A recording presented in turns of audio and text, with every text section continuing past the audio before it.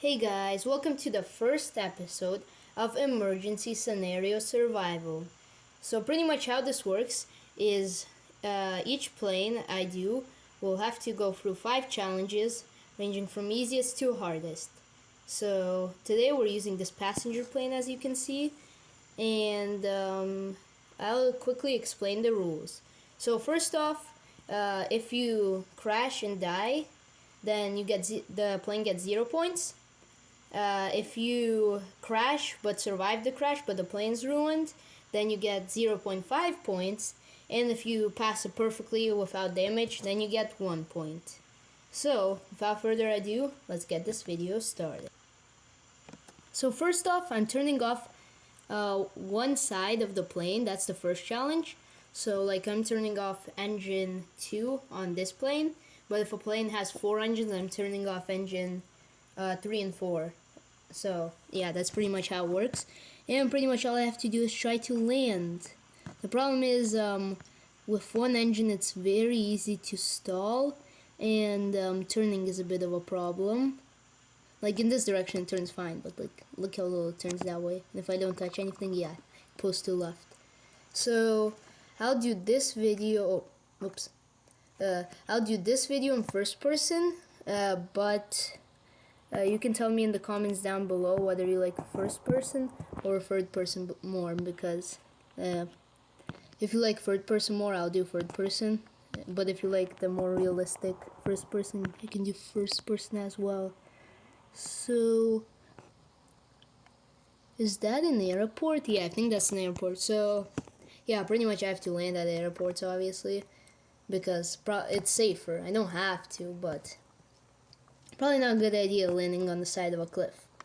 That definitely didn't happen in my last video. You should go check it out. Had probably the coolest ending I've ever had in this game, which is kind of impressive because, you know, I haven't gotten something that cool myself. So yeah, you should check it out.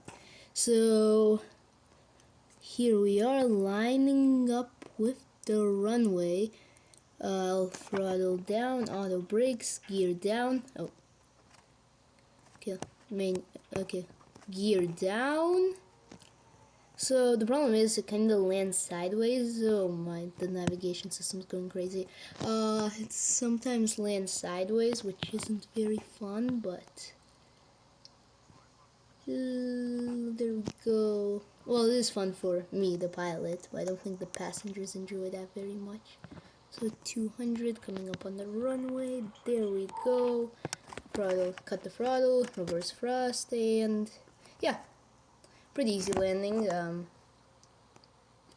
So let's get on.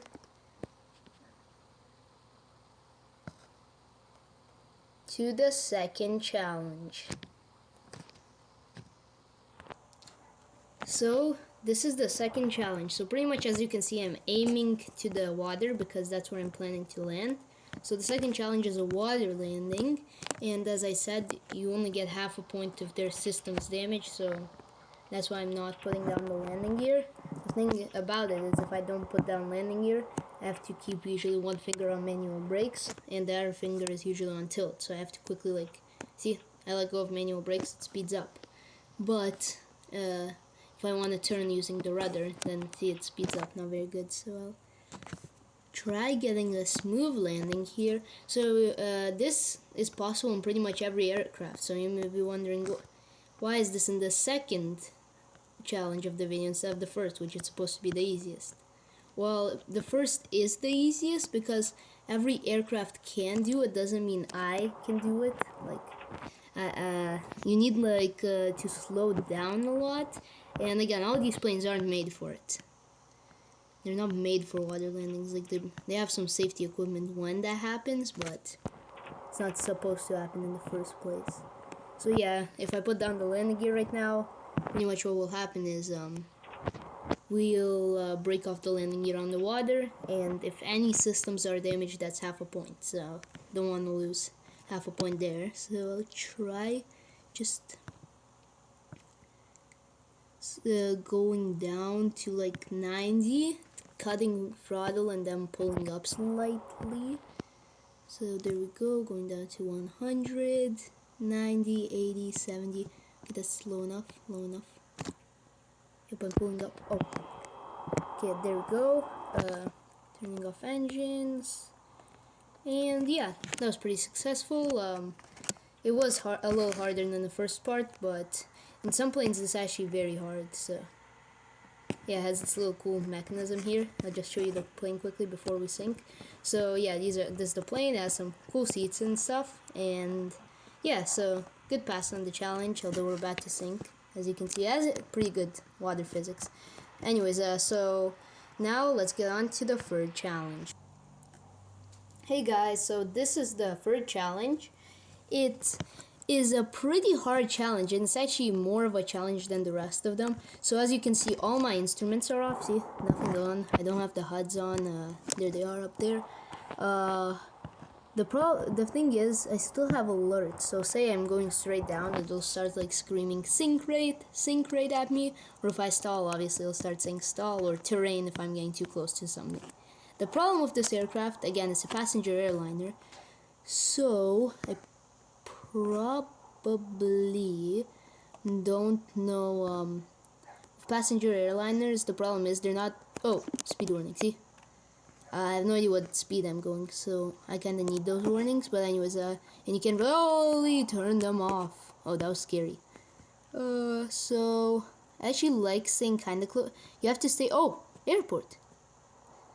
But part of the challenge is I have to fly around for like at least 2 minutes, because I just wanna, see how well it handles. So pretty much a big part of this challenge is the whole fact that sometimes like a mountain just pops up right in front of you and you don't have time to react. And this aircraft isn't the best for that type of stuff because it doesn't go up or turn well. Like for this, it's actually best to have small planes, but this works well as well. So yeah, my visibility is very bad. If I go up into the sky, it's very hard to understand what's up, what's down, what's like left, what's right, Try actually getting maybe a landing here. So another rule of this challenge is no water landings, because again, it kind of ruins the whole point of the challenge, which is to see how well it turns, like say against mountains or something. I think I'm pulling up a little too much. So maybe I could actually land here. Oh, nope. Not a good idea. Oh. You can hear the thunder in the background. It's kind of hard to see. So yeah, I just want to get a good landing. So I feel like I could go for a landing. Yeah, I'm gonna go for the landing. Oh, no, I can't go for the landing. Never mind, turn that off.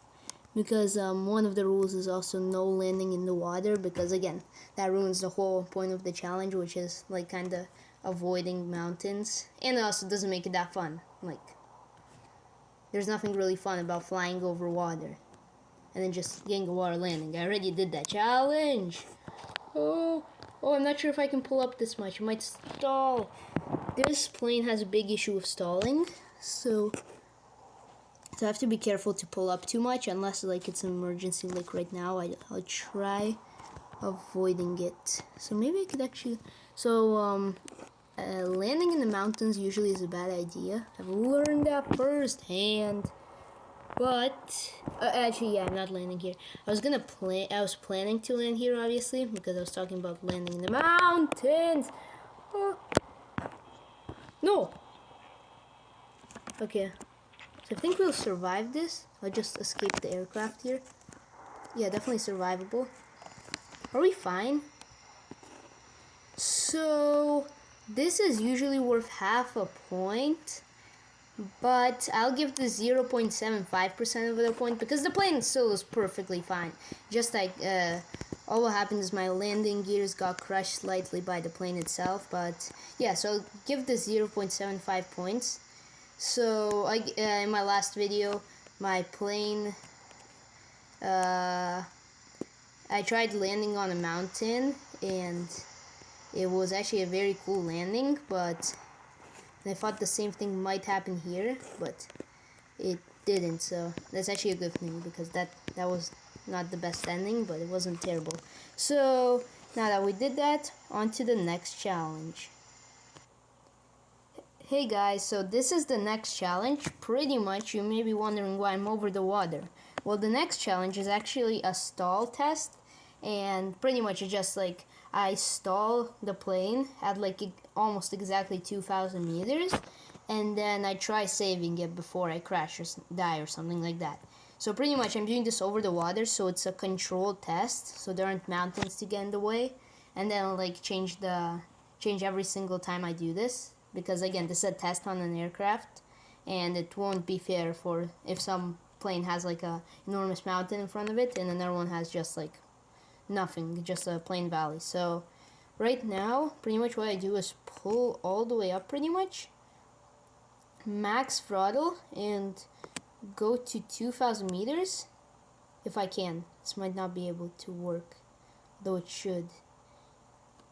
Yeah, there we go. Slowing down, cut the brake, turn on the brakes, there we go, stall. Exactly 207. Oh, that was beautiful. And once we fall below 1950, now we can try saving it. So what I want to do is pull it down, but I don't think this is savable. Yeah, I think this is it. So the one problem with yeah, it's over. But one I'm going pretty slow actually. But one problem with this plane is actually the whole fact, yeah, it's over. But one problem with the plane is the whole fact that that the plane stalls very easily and can't come out of the stalls. That's mainly because it's underpowered and too heavy, so I can't like power out of the stall, and I also can't pull out of it because it's so heavy and like hard to maneuver. So now onto the final test. Hey guys, this is the final test. I have my engines completely cut, as you can see here, the throttle thing. See, I'm trying to move it around. Well, you don't see that I'm trying to move it around, but I'm trying to move it around, and yeah, it doesn't do anything. So the point of this challenge, I feel like, is more finding an optimal location to land, and also this kind of tests like all the strengths combined, like say a seaplane.